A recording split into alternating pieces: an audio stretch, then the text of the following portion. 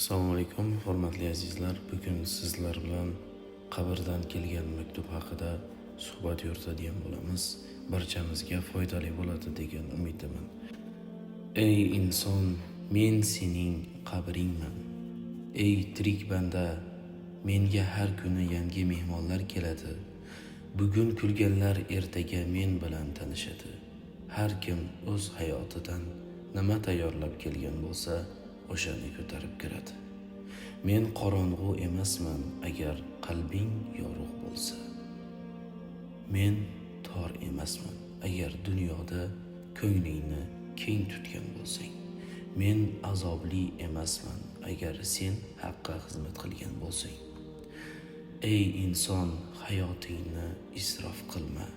Har bir daqiqang hisobda. Yaxshilik yigʼ, gunohlardan qoch. Men seni kutayapman. Lekin qanday holatda kelishingni sen tanlaysan.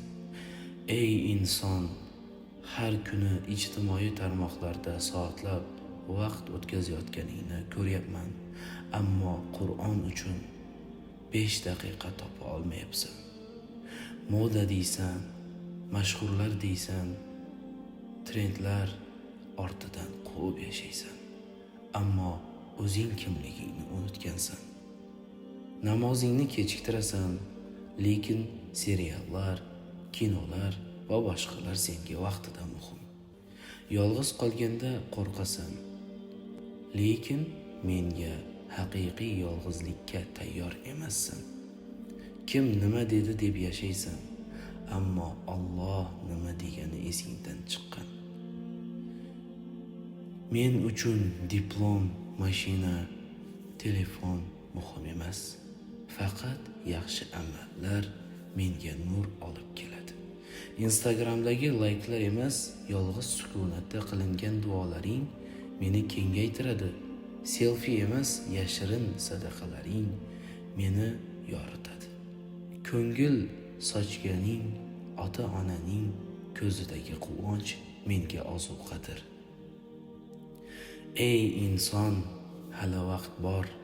Bugun yashayapsan, lekin ertaga men bilan bo'lasan. Tayyorgarlik qil, chunki bir kuni bu maktubni emas, meni o'qiy boshlaysan. Alloh taolo hammamizni o'zini haq yo'lidan, to'g'ri yo'lidan adashtirmasin. Barakallohu fikum. Assalomu alaykum.